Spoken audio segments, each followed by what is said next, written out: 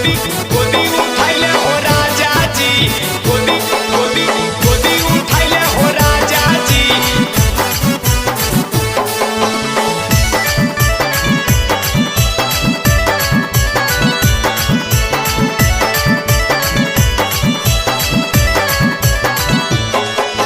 चढ़ल जवानी के गर्मी ठंडा पानी पियाई दे हो राजा जी। चढ़ल जवानी के गर्मी ठंडा पानी पियाई दे हो राजा जी। तोहे जवन का हमें बुतरुआ गोदी उठाइले हो राजा जी। तोहे जवन का हमें बुतरुआ गोदी उठाइले हो राजा जी। तोहे जवन का हमें बुतरुआ। चढ़ल जवानी के गर्मी ठंडा पानी पियाई दे हो राजा जी। चढ़ल जवानी के गर्मी ठंडा पानी पियाई दे हो राजा जी। तोहे जवन का हमें बुतरुआ गोदी उठाइले हो राजा जी। तोहे जवन का हमें बुतरुआ गोदी उठाइले हो राजा जी। तोहे जवन का हमें बुतरुआ हमें बुतरुआ।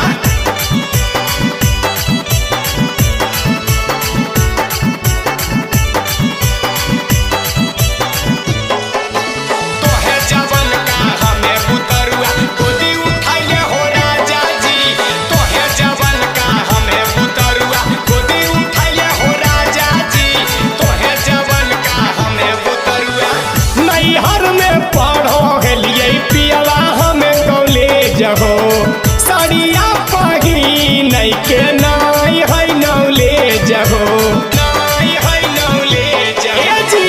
नैहर में पढ़ो हेलिए पियावा हमें कॉलेज हो।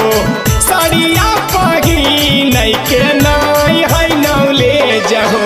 कोची के चून बैठाई दे से टिफिन लगाई दे हो राजा जी। कोची के चून बैठाई दे से टिफिन लगाई दे हो राजा जी।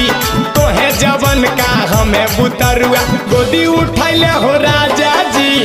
तोहे जवन का हमें बुतरुआ गोदी उठाइले हो राजा जी। तोहे जवन का हमें बुतरुआ।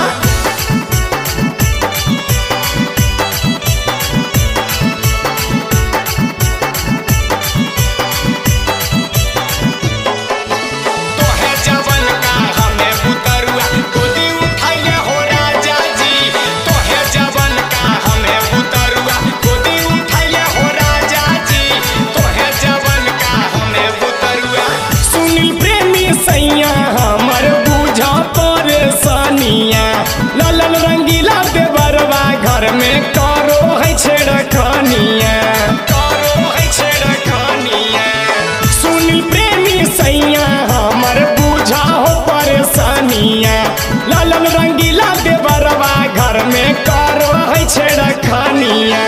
चलो ने जमुई बजरिया चाट छोला खिया दे हो राजा जी। चलो ने बाका बजरिया चाट छोला खिया दे हो राजा जी। तोहे जवन का हमें बुतरुआ गोदी उठाइले हो राजा जी। तोहे जवन का हमें बुतरुआ गोदी उठाइले हो राजा जी।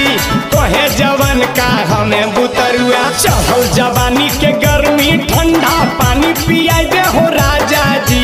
चढ़ल जवानी के गर्मी ठंडा पानी पियाई दे हो राजा जी। तोहे जवन का हमें बुतरुआ गोदी उठाइले हो राजा जी। तोहे जवन का हमें बुतरुआ गोदी उठाइले हो राजा जी। तोहे जवन का हमें बुतरुआ।